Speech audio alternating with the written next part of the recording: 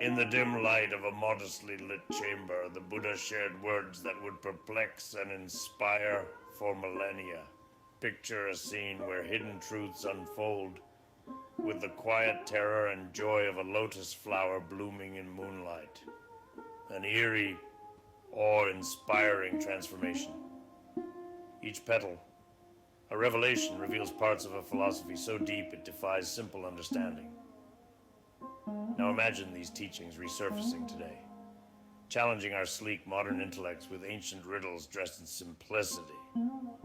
These are the esoteric teachings of the Buddha, puzzling, profound, and perennially relevant. Their examination offers not just historical insight, but a radical shake-up of contemporary spiritual practices and personal transformation. The tetralemma, or the fourfold negation, is a classic example of the Buddha's skill in using profound paradoxes to stretch the mind beyond ordinary thinking. It is this, it is not this, it is both, it is neither. This cryptographic style of rhetoric isn't meant to confuse, but to liberate from the tyranny of binary thinking. In exploring the tetralemma, imagine dismantling the usual opposites that confine our thinking. Here, the Buddha guides us away from the extremes and towards a middle way, which is neither a compromise nor a blend, but a completely new way of seeing reality. It challenges the intellect, but also heralds a seismic shift in understanding when grasped. The tetralemma method works like a key, unlocking doors, or mind we never knew were there, leading to insights that at first perplex but gradually enlighten as our consciousness expands to embrace greater possibilities. Its relevance today lies in its radical call to rethink how we perceive conflicts, solutions, and paradoxes in our overly polarized world. The simile of the poisoned arrow pierces through procrastination and metaphysical speculation with urgent practicality. The Buddha famously posited this scenario.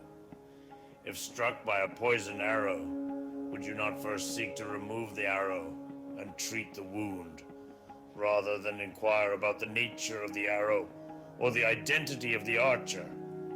This teaching slices through our tendency to overcomplicate or intellectualize spiritual practice. It is a vivid reminder of the immediacy needed in dealing with suffering.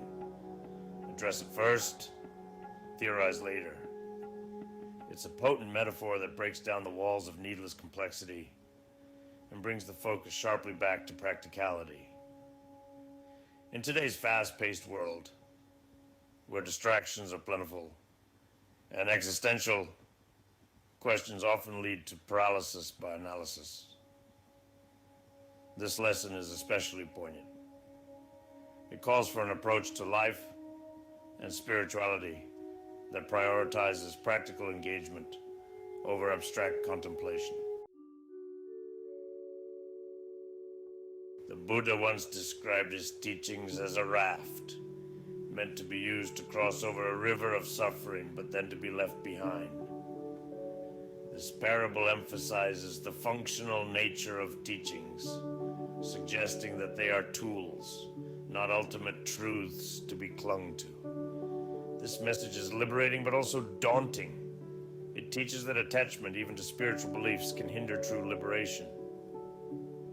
The true challenge lies in the ability to use knowledge and then transcend it, not making it a new form of attachment. This insight is alarmingly relevant in our era of information overload, where new philosophies can quickly become rigid dogmas. The parable encourages continual personal growth and adaptability, urging us to remain fluid in our in our engagements with evolving truths. Anatta, or non-self, is perhaps the most groundbreaking and bewildering of Buddha's teachings. It undercuts the foundational concept of an enduring, unchanging self, an idea central to many philosophical and religious traditions. By professing that what we consider self is just a collection of fleeting experiences, Buddha sets the stage for a radical deconstruction of ego and identity.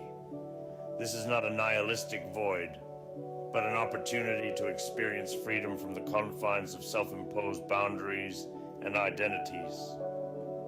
The doctrine challenges today's individualistic cultures by proposing a more interconnected and less egocentric view of existence. It beckons us to look beyond our constructed selves and find liberation in the vast, interconnected web of life. The concept of siddhis, or supernatural abilities, such as levitation, telepathy, and others, as described in the Buddhist texts, extends the realms of what is considered possible. While often relegated to the margins of serious practice, these accounts highlight the potential expansiveness of human consciousness and abilities.